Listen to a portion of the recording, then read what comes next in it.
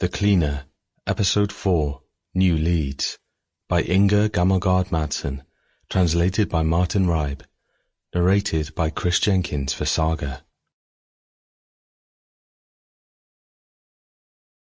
A prison guard committing suicide was not something that could be featured on the news for very long, nor was a former defense attorney dying in a car accident.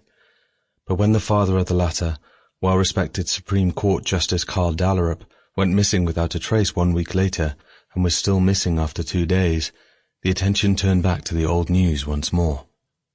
Several times over the past week, Larsen had tried getting permission from her chief editor to further examine the strange coincidence she noticed, in that both prison guard Julius Habekost and defense attorney Vivian Elstead had been connected with murderer Patrick Asp, who was an inmate at Institution Enemark where Julius Habekost worked.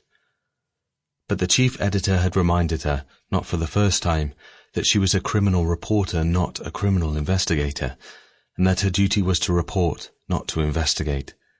But Anne was struggling to let it go. There was something fishy about that suicide, and the 2 police officers had been cleared completely.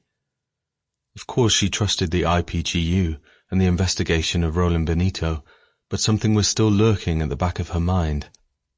Now she went to see the chief editor again, because the first thing she had checked was if Karl Dallerup was somehow connected with Patrick Asp.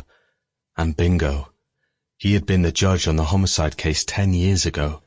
He would have been the one to bang his gavel and say life imprisonment, if it had been an American court.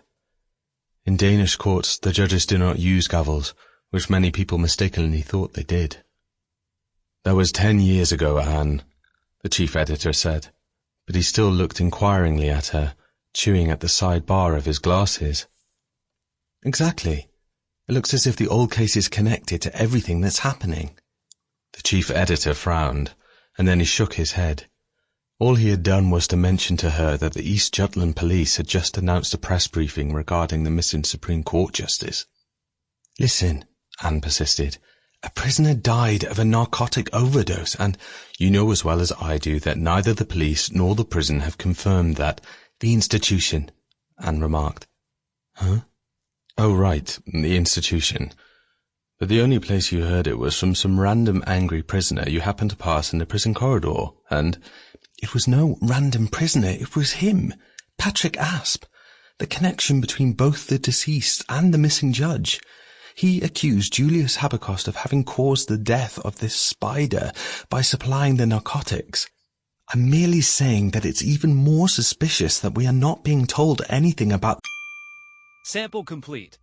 Ready to continue?